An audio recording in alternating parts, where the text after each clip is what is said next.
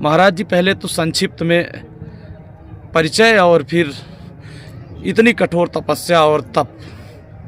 मैं महाकाल भैरव अखाड़े से महामंडलेश्वर के पद पे हूँ और मेरा पूरा नाम है श्री श्री 1008 महामंडलेश्वर योगी सिद्धनाथ अघोर साधक। जैसा कि आपने जो नाम सुना योगी सिद्धनाथ अघोर साधक, मेरे शब्दों में ही भेद है। योगी माने योग का पूरी तरीके से, सिद्धनाथ माने सिद्धियों को प्राप्त करना। सिद्धि माने सिर्फ वो ही नहीं कि जादू टोना हो गया, सिद्धि माने साधना के बल पे सनातन धर्म का कार्य हो इस पृथ्वी पे। क्या क्या हो सकता है संभव, संक्षिप्त में बता रहा हूँ मैं। और अघोर में इसलिए लगाता हूँ, अघोरी नहीं, अघोरी अलग होते हैं, संप्रदाय होता है उनका, उनके पीछे जो सरनेम होता है उन्हें अघोरी कहते हैं। अघोर माने कठिन से कठिन तप को करना, कठिन कार्य को करना। करीब मेरे को 10 साल होने आ गए हैं उज्जैन के क्षेत्र से। मैंने चप्पल जूते त्याग दिए थे उस समय और अपना साधना स्टार्ट कर दी थी। उसके बाद में फिर मैंने 2-3 महीने बाद में उपवास शुरू कर लिया था। उपवास माने परमानेंट, अपने रात के 12 बजे के बाद भोजन करना, फरियाल, सिर्फ भोजन नहीं, फरियाल। और जब तीर्थ में हूँ तो भोजन लेने मत, लेकिन 12 बजे बस, यहाँ सबको पता है। तीसरा, मेरी जो साधना है वो 3 घंटे की होती है, योग साधना अपने पद्मासन की, और 12 बजे बाद होती है अघोर आरती। महादेव के आने पर मैं 12 बजे बाद अघोर आरती करता हूँ। मेरे फेसबुक चैनल है योगी सिद्धनाथ अघोर साधक। सभी देश विदेश में जुड़े हुए हैं मेरे से, सब अच्छे से भली भांति परिचित है, सभी संत महंत साधु सब जानते हैं। आपके सामने जो व्यक्ति है योगी सिद्धनाथ भली भांति पहचानते हैं। एक आपको सही नेतृत्व, सही साधु आपके सामने खड़ा। महाराज जी, इतनी कठिन तपस्या, जैसा हम देख रहे थे, एक पैर से आप घंटों घंटों खड़े रहते हैं और उसके बाद डमरू की वो आवाज, इतनी कठोर तपस्या का असंभव को संभव करना, असंभव को संभव करना और प्राकृतिक ऊर्जा को खींचने की क्रिया प्रक्रिया में कर रहा हूँ, जिससे ब्रह्मांड में जो ऊर्जा है उसे अपन खींच सके। जैसे उपवास वगैरह में व्यक्ति शुद्ध होता है, कुछ ना कुछ उसे चाहिए रहता है, दूध, घी या काजू बादाम कुछ भी। मैं नहीं लेता हूँ, कुछ भी नहीं लेता हूँ, मैं प्रकृति की ऊर्जा से ही कवर करता हूँ। अभी जैसे मेरे को बुखार था, कल परसों, सबको पता है, तेज बुखार था, गोलियां भी रखी थी, सर्दी खांसी भी थी, लेकिन मैंने दिन में अपनी साधना करी, साधना के तब पे मैंने अपने शरीर को ठीक कर लिया। ये सनातन धर्म की बहुत बड़ी पहचान है, जिसे मैं आगे आने वाले समय में विस्तार से रखूंगा। अच्छा, सबसे खास बात क्या है, अगर कोई कहता है सनातन धर्म या साधुओं के बारे में कि आखिर साधना से क्या होता है, पूजा पाठ से क्या होता है, या चमत्कार वैसे नहीं होते हैं कि कुछ चीज़ प्रकट हो जाए, कुछ गायब हो जाए। चमत्कार ये बताता हूँ कि 10 साल में अभी तक मैंने अपने शरीर पे किसी भी शैम्पू, साबुन और तेल का इस्तेमाल नहीं करा। मैं आपके सामने नेचुरल बैठा हूँ, नेचुरल। मेरे जो जटाएं हैं, ये जटाएं ओरिजिनल है, ये सारी जटा ओरिजिनल है। एक भी शैम्पू का इस्तेमाल इन जटाओं में नहीं है और तेल का इस्तेमाल नहीं है, लेकिन किसी प्रकार की मेरे को सर में कोई प्रकार की समस्या नहीं है, कुछ भी नहीं है, कोई ऋषि वगैरह कुछ भी नहीं। क्यों, ऐसा क्यों है? कारण ये है कि तप का बल इतना होता है, तेज इतना होता है, आप उसके बल पे कुछ भी कर सकते हो। मैं प्रमाणित हूँ असली सबके सामने, इस पर प्रैक्टिकल किया जा सकता है, प्रैक्टिकल किया जा सकता है, जाँच की जा सकती है। मतलब मैं इस बात के लिए, हर चीज़ के लिए वो सब बता सकता हूँ आपको, हर चीज के लिए। ये सबसे खास बात है मेरे पास में। 10 साल होने आ गए मेरे को। और उपास में भी ऐसा नहीं कि शरीर डाउन हो जाए, शरीर मेरा फुर्तीला रहेगा। जो साधना का बता रहा हूँ मैं, साधना से शरीर भी फुर्तीला रहेगा। ऐसा नहीं कि अपन उपास में शाम तक भूख लगे, शाम के बाद अगर आप मेरे को देखोगे तो मेरा प्रेशर डबल रहेगा, चंद्रमा और तेज हो जाएगा। जितना मैं अभी न्यूट्रल रहूंगा दिन में, शाम के बाद में और ज्यादा उग्र हो जाऊंगा ऑटोमेटिक ही। ये सब साधना तपस्या का भले, ये एक रियल बात है।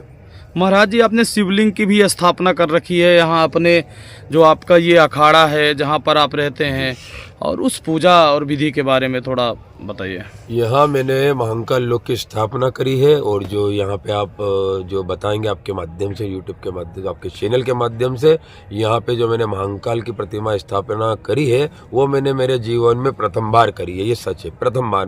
मुझे कभी मिट्टी से बनाना नहीं आते, पर यहाँ आके एक आभा मंडल तैयार करके मैंने एक ध्यान लगा के उसको बनाया मेरे मन से, कैसे क्या हो, तो वो शिव कृपा से बहुत ही सुंदर, लोग बाग कह रहे कि बिल्कुल महाकाल का रूप में आ गया वो।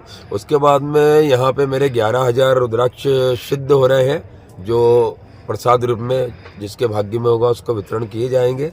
यहाँ मेरा प्रयागराज में आने का सबसे मेन मकसद यही था।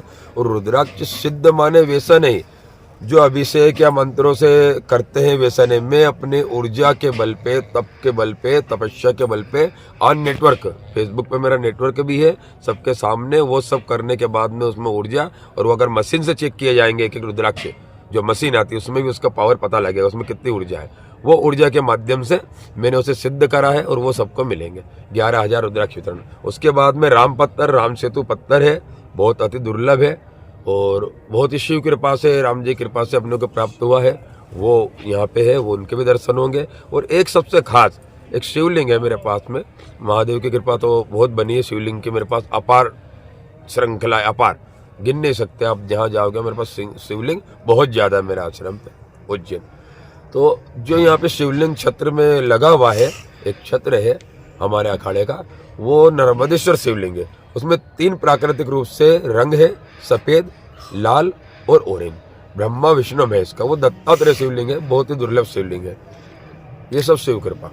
महाराज जी, इस पूरे प्रयागराज में और इस कुंभ के दौरान अनेक तरीके के धर्माचार्य, कथावाचक सभी आए हुए हैं, सभी अपने तरीके से लोगों को आशीर्वाद दे रहे हैं और सनातन की ओर आकर्षित कर रहे हैं। लेकिन आपने इस योग के माध्यम से पूरे इस प्रयाग में एक अलग अलग जगाई है, कैसे प्रेरणा का जो मेन मतलब होता है, आशीर्वाद सिर्फ यूं नहीं दिया जाता। आशीर्वाद व्यक्ति को, जनता को लगना चाहिए। सीधा आशीर्वाद माने उनको कुछ सिखाना चाहिए, कुछ ना कुछ योग या कुछ, वो कुछ लेने आए, प्राप्त करना है।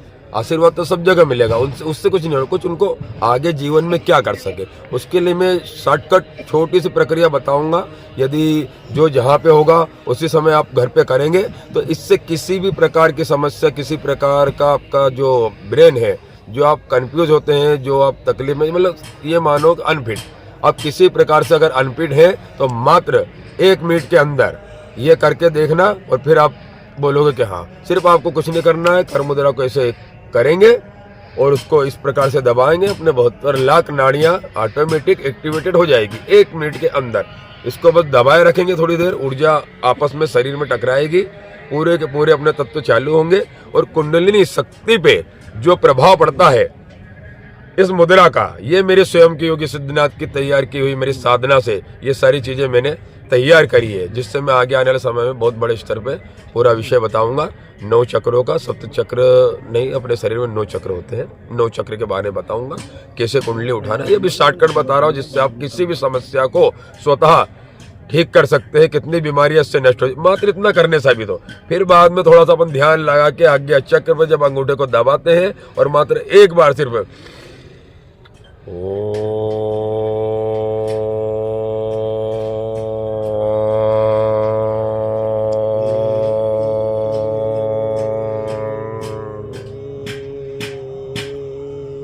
सिर्फ इतना करोगे, स्वतः आप खुद अनुभव लोगे कि अपने शरीर में कितनी एक्टिवेशन, कितना एक्टिवेटेड हुआ है शरीर, और कितना ध्यान लगा। जहाँ आप ध्यान लगाने के लिए लाखों करोड़ों और कितने न जाने कितने रुपए और कितने चक्कर लगाते रहते हो, आप मात्र इतना करोगे, स्वतः ही आपको मालूम हो जाएगा कि ये विद्या कितनी बड़ी है। प्रयागराज आने के बाद जो आपसे मिलना चाहते हैं, जो आपके अखाड़े तक पहुंचना चाहते हैं, वो कैसे पहुंच सकते हैं? और वो आपके माध्यम से, इनको आपके चैनल के माध्यम से नंबर दे दिया जाएगा, वैसे ही मिल सकता। डायरेक्ट मुझसे कोई नहीं मिल सकता, मेरे पास इतना समय नहीं रहता है, बहुत कम समय रहता, मैं नहीं मिल पाता हूँ। मेरा ध्यान और उसके लिए, अगर मुझे करना होता तो मैं प्रयागराज में मेन जगह पे होता, पब्लिसिटी करना होती तो।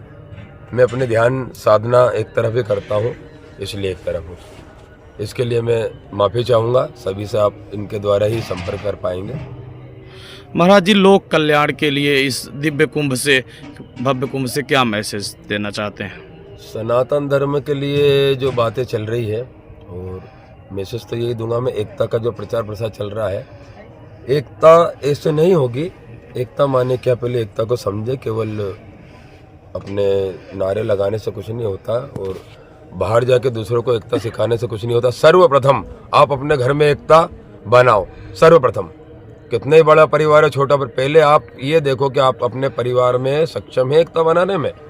जब आपकी एकता हो जाए आपस में, उसके बाद पड़ोसी, आप धीरे धीरे चलो। एकदम पूरा भारत में आप कुछ नहीं कर पाओगे। भारत में जाओगे तो आस पड़ोस और सब इधर मिट जाएगा, बात वही पड़ेगी।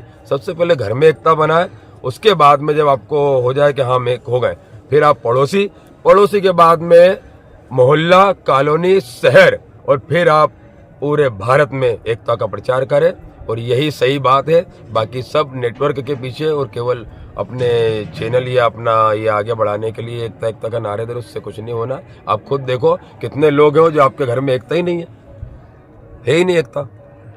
महाराज जी, इस प्रयागराज में महाकुंभ के अवसर के बाद आपके दर्शन कहाँ प्राप्त होंगे, जो सज्जन करना चाहते? मैं उज्जैन महाकालेश्वर, उज्जैन महाकालेश्वर में अपना आश्रम है। आश्रम है। हाँ। महाराज जी, जो आप ये कठिन साधना करते हैं, थोड़ा सा इसका संक्षिप्त हमारे दर्शकों को इस संबंध में कुछ अपना। एक योग की एक विशिष्ट साधना की, योग माने योगासन नहीं, तपस्या साधना वाले बात कर रहा हूँ मैं। एक व्यायाम अलग होता है, योग साधना अपने को जो करते हैं वो पार पाने के लिए योग साधना के विषय बता रहा हूँ। योग की विशेष सबसे विशिष्ट जो आसन होता है शिव शक्ति आसन, मैं आपको उसके लिए उसके दर्शन कराता हूँ।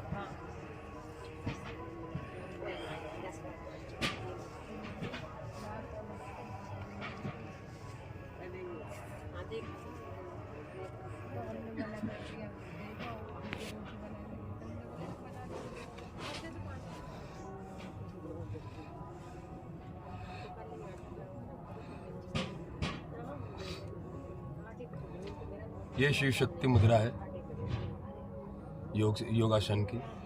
ये एक सबसे कठिन तब इसमें किया जाता है। ये कामाख्या मुद्रा है, ये तारा मुद्रा है, ये महादेव शिवलिंग मुद्रा है, ये ब्रह्म कमल मुद्रा है, जिससे कुंडली शक्ति जागृत की प्रक्रिया है बहुत।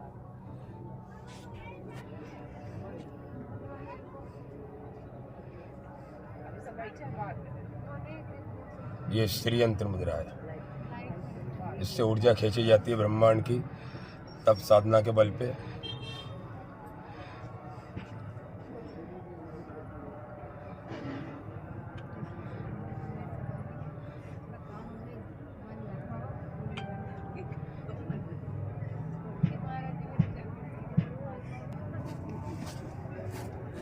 और ये दूसरी मुद्रा बिना दूसरा पाँव रखे वापस से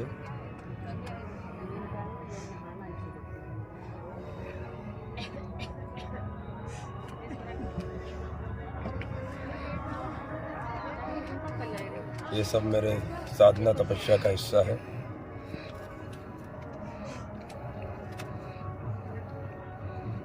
और जो मेरा पद्मासन है वो मेरा करीब 1 घंटे का पद्मासन लगता है। पद्मासन सभी लगा लेते हैं, कोई खास बात नहीं, लेकिन हमारा जो पद्मासन लगता है जब हमारे जो विधि विधान पूरे होने तक करीब 1 घंटा हो जाता है, उस समय जब अपना शरीर निर्जीव हो जाता है, यहाँ से यहाँ तक पद्मासन में सब जानते हैं कि ये नसें बंद हो जाती है, ये हो जाता है। जब अपन पद्मासन से उठते हैं उस समय व्यक्ति फिर इसको हाथ से ही पकड़ के खोलता पद्मासन को। लेकिन मैं मृत संजीवनी विद्या में लगा हुआ हूँ, निर्जीव को सजीव बनाने में। तब मैं इसको, जैसा कि आप लोग सब देखते हैं, तब मैं इसको 1 घंटे बाद भी बिना हाथ लगाए इस पद्मासन को मैं खोलता हूँ, जो कि अभी की तारीख में असंभव है। यहाँ पे पूरा गड्ढा पड़ जाता है, उस समय 1 घंटे तक डांट पड़ जाती है, ये पद्मासन निकल नहीं सकता और वैसे भी निर्जीव हो जाता है। उस समय हाथों हाथ ये करने के बाद में मेरे दूसरी मुद्रा शुरू हो जाती है। ये कठिन साधनाओं में लगे हुए शिव कृपा से और सनातन धर्म को आगे बढ़ाने के लिए ही ये सब किया जा रहा है, धार्मिक कार्यों के लिए। बहुत कुछ है जो अभी विस्तार में बताया है। तो अभी हमने आपको महाराज जी से रूबरू करवाया। महाराज जी ने लोक कल्याण की बातें बताई, साथ ही महाराज जी ने कुछ ऐसी जानकारी दी है जो आपके लिए बेहद ज़रूरी है। आपको अपने दिनचर्या में लाने से बहुत सारी चीज़ों की समस्या का समाधान हो जाएगा। आपको महाराज जी की जब रात में ये कठिन साधना चलती है उस समय भी हम कोशिश करेंगे कि आपको महाराज जी की साधना आगे दिखाएं।